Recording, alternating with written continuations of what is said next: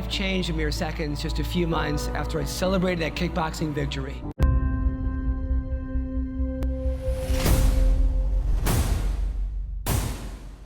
You need to understand the seriousness of your spinal cord injury and come to realize that the movement that you're getting back in your arms is as good as it's going to get.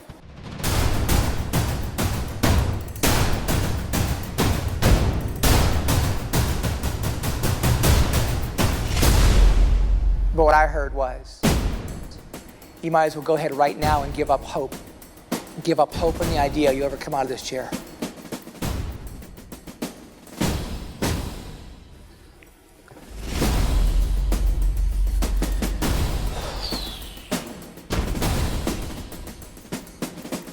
How can gripping on to a new idea, a new concept, and what they do to enforce safety have an impact in your life and your career to make sure you get home safely tonight to your loved ones? If you're looking to thrive, to beat the odds, and achieve extraordinary results in your own life, don't give up too soon. I learned that Ed had survived. He had bumps and bruises, a torn ACL, and he was wearing his seatbelt. I also learned that two other friends of ours that night were on a scavenger hunt for firewood, and they witnessed the entire accident.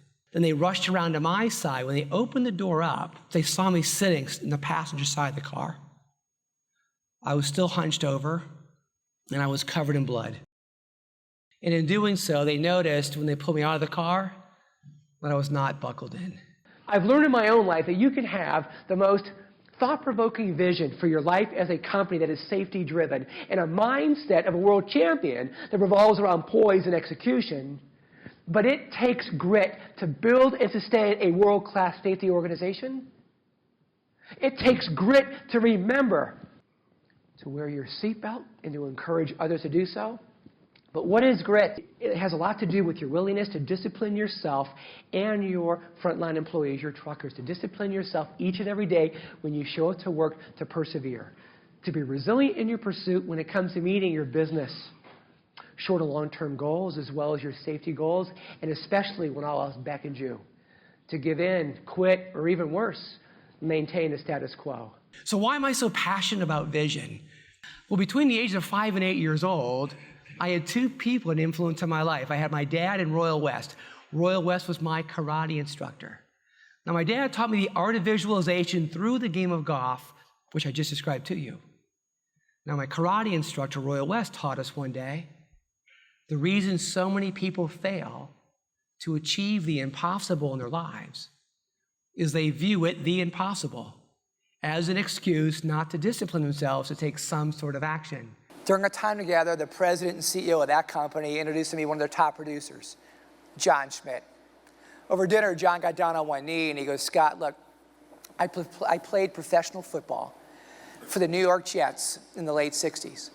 And each and every day and all season long, our head coach would preach two words to the team: poise and execution.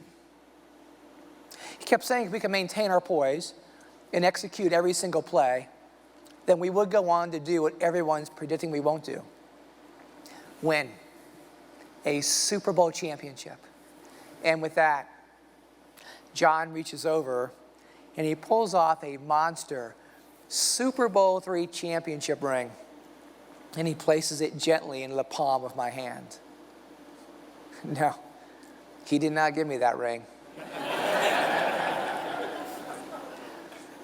But he did point to two words that are engraved on the lower casing of that ring.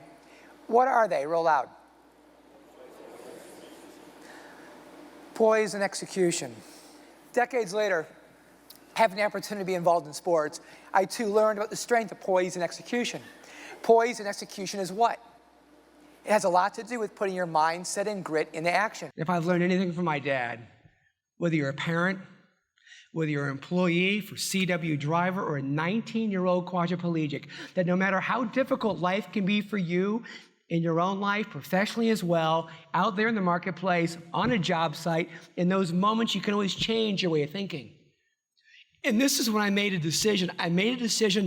I was willing to fail, but I was unwilling to quit. It's a mindset that can define you as an individual, as a team. Today, if I got out of my wheelchair and I lie down, no matter how hard I try, I cannot do a sit-up. But back in the day, my lower back muscles were turned. I got to a point where I could lean over. It's when I was asking another one of my doctors, you know, the good one. But I was like, hey, doc, do you think if I continue to persevere, then maybe one day I'll come out of this chair? And he goes, Scott, look, I'm a fan, but I've never seen it done. And to get you to this point in your life, with all the success that you've had,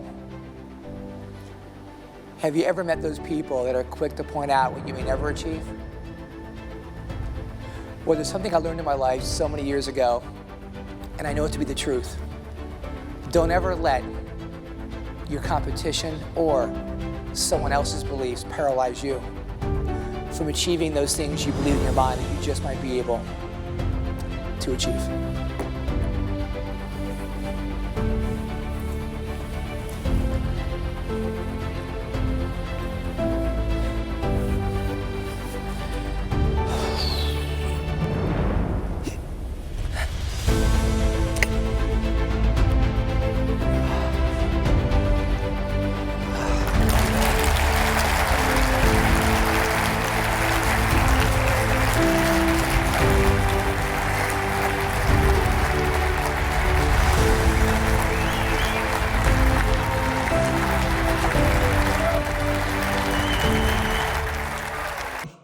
It took me a little over 6 years of my life, a little over 2,190 days, and a tremendous amount of grit to go from a wheelchair to eventually the use of a simple cane.